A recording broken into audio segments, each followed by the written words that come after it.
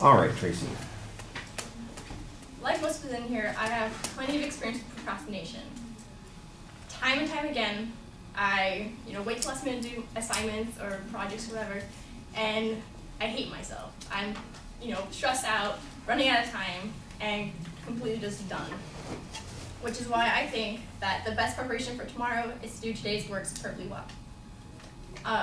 For myself, there's been 3 areas I think it's most common to see this happen, which is sports, work, and school. In high school, I played sports. I played basketball, softball, and cross country. And for me, basketball was one I really struggled with. It wasn't something I was just naturally good at. But the first couple years I played it, I didn't put my all into it, and I kind of wish I had, because my senior year, I tried really hard. I wanted to make captain. I wanted to, start. I wanted all the perks of being a senior, and I tried really hard. And there was a couple of the last games, CIF games, where even the coach afterwards was like, Tracy, I'm really impressed with you. You tried so hard. I've seen you progress over the year, and I'm amazed with what you did. And I think that shows how my preparation that year prepared me for the final games of my senior year, which is basically the last time I played basketball in general. And I wish I had tried harder the years before so that I could be better than I was. The second example is work.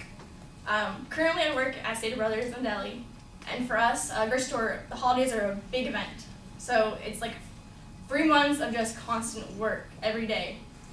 As we're coming to the holidays, we have a lot of turkey dinners and stuff like that to prepare.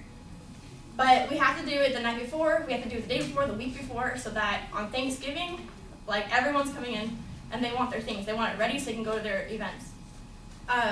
This is my second holiday there, and the first year was a complete mess for me because I had just been working there for a month and I had no idea what to expect.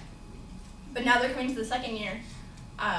Me and my manager have been working really closely to figure out how things should be organized, and you can already see we're a month away from all the main holidays, and it's 10 times better than it was last year. So that shows how work is good to be prepared. The third option or area would be school, which I think we all relate to.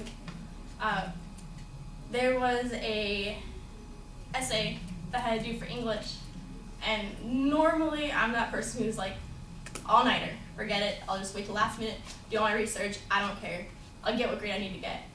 But last semester, I had a teacher who forced us to turn in, brainstorms, rough drafts, and all those different things to help make our essays better.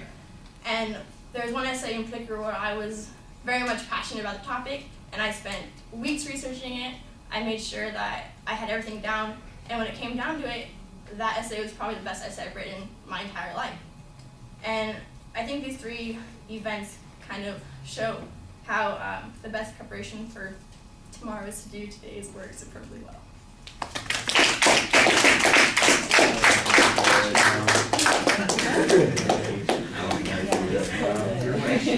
I know, I told you.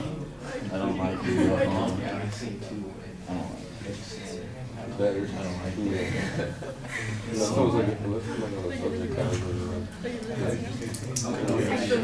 All right, now I look like walking in. Where did you get so far.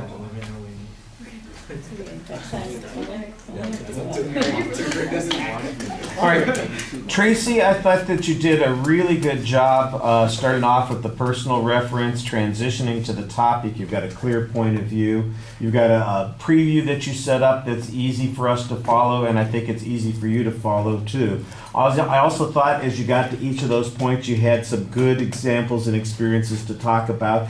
They're not super detailed, they aren't really complicated, but they meet the essential idea of supporting the point that you're making. And they're interesting. They're not. I don't think you could make a movie out of them, but they're good illustrations of the point. And the fact that they're personal ones, I think, works well for the audience to be able to relate to you. It also makes it easy for you to talk about them when you're talking about your experience on the basketball team, for instance. Most people will be able to identify something like that that's going on. And of course, everybody here is a student right now, so they're thinking, thinking about all the assignments that they could have been doing with their papers and their speeches, for instance, and how much work and effort they could have put into it and been ready so much earlier and been in better shape.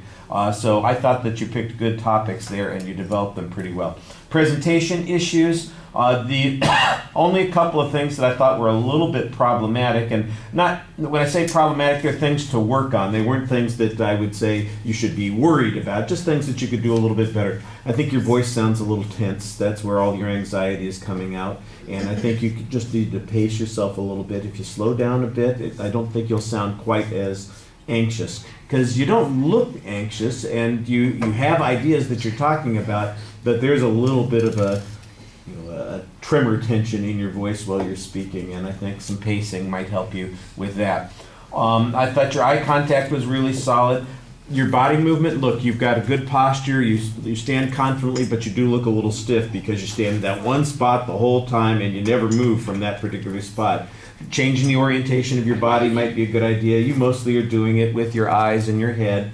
And like I said, sometimes it makes it a little bit easier and makes you relax a little bit more if you can adjust and move around a little bit. We don't want you pacing back and forth in front of the room. But other than that, I thought that the speech went really well for you. All right, thank you.